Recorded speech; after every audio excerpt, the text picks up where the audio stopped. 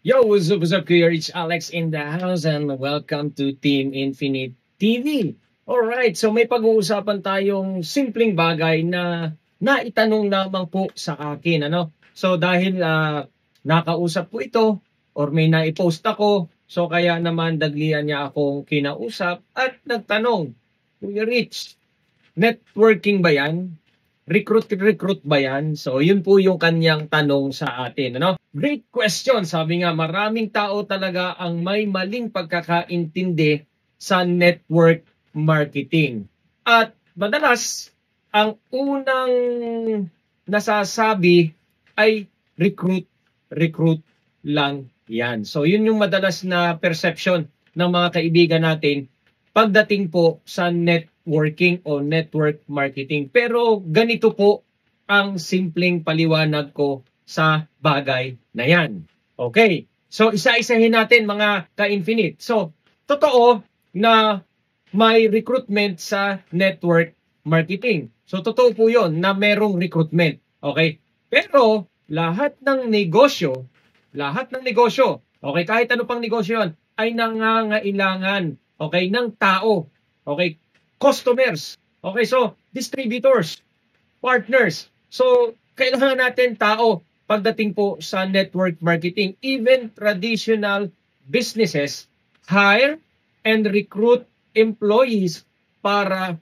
lumago. So, yan po yung tatandaan natin. Pero, ang malaking pagkakaiba sa network marketing, hindi ka employee or empleyado. Ikaw ang may-ari ng maliit mong negosyo na pwede mong palakihin. So, yan po yung tatandaan natin. Okay? So, pwede mo itong palaguin, pwede mo itong palakihin. Now, number 2, okay, na pagkakaiba, okay? Ang network marketing is not just recruitment. Okay? Yan po yung tatandaan ninyo. Hindi lamang po ito basta recruitment. Ang tunay na pundasyon ng industry ay nasa, okay, ito, tandaan ninyo produkto o serbisyo na i-offer po nito. Okay? Product, services, may real, okay, tangible value. Okay? Hindi lamang po sa health, digital, or nasa health, digital, financial, lifestyle, products, at kung ano-ano pa. So, yan po. Okay, yan yung tatandaan natin. So, it is a distribution system. Okay? Imbis na gumastos tayo sa TV ads or billboards or retail stores, okay, direkta na lang ang produkto sa kumpanya or mula sa kumpanya papunta sa consumer or sa mga taga-konsumo. Okay? Kaya mas mura at mas malaki ang kita ng mga distributors na kagaya po natin. Okay? Pangatlo, okay, itong tatandaan natin recruitment is option. Okay? Tandaan niyo yan. Recruitment is optional. Pero leverage siya. Okay? Leverage. So, pwede kang kumita sa product sales kahit hindi ka mag-recruit. Okay? Tandaan nyo pwede kang kumita sa product sales kahit hindi ka mag-recruit. Pero kung gusto mong i-leverage ang time at effort mo, dito papasok ang pagbuo ng team o isang sabi nga natin grupo. Ito ang tinatawag na duplication. Sa iba, multiplication ito. So you teach others to do what you do. Okay, ibig sabihin, okay, hindi nang ikaw ang nagtatrabaho, kundi buong grupo mo. Okay, grupo mo. Okay, kaya mas mabilis lumalaki ang kita. So, yan yung tatandaan natin.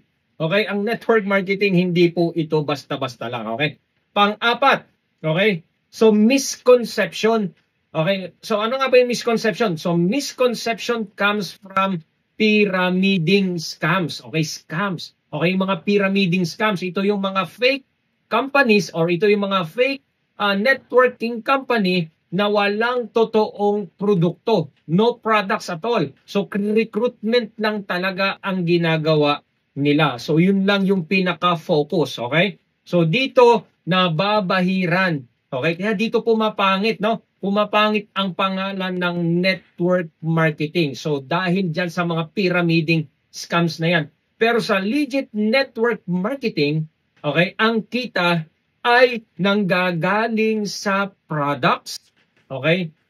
Nanggagaling sa product movement, sales, and consumption. Okay? Hindi lang sa pagpapapasok ng tao, kundi pati na sa pag-produce or pag-distribute ng produkto. Okay? Yun yung tatandaan natin mga ka-infinite. Okay? Simpleng analogy. Kung may sari-sari store ka, okay, ito simpleng-simple. Kung may sari-sari store ka, kailangan mong maghanap ng customers. Kung franchisee naman ikaw, okay, or franchise naman yan, kagaya po ng Jollibee, kailangan mong kumuha ng mga service crew or mga trabahador or mga empleyado mo. Ganon din po sa network marketing. Okay, kailangan mong mag-share, okay, ng products and your business opportunity, ano? Para at least mas mabilis natin mapalaki, mapalago ang negosyo mo, okay? Pero ang pinakakaiba dito, ikaw at ang team mo ang may potensyal na kumita ng mas malaki. Hindi lang yung may-ari ng kumpanya. Okay? So ayan mga ka-infinite. Okay, so sinagot ko na po yung tanong na kung recruit lang po ba tayo. So again, take note, okay, ang network marketing is not just an ordinary business or not just an ordinary opportunity. This opportunity or yung network marketing ay makakatulong sa atin, sa inyo, para mas mapabilis ninyong lumago ang negosyo nyo. Again, Kuya Rich Alex, I hope na mayroon kang natutunan at kung umabot ka po sa part ng video na ito, okay, huwag mo pong kalimutang i-like, okay, i-follow at i-share ang page natin para nang sa ganon, mas marami po tayong matouch or maturuang mga individual o especially yung mga followers natin na gusto rin po matuto about this industry. Okay? Again, Kuya Rich Alex, God bless and bye-bye.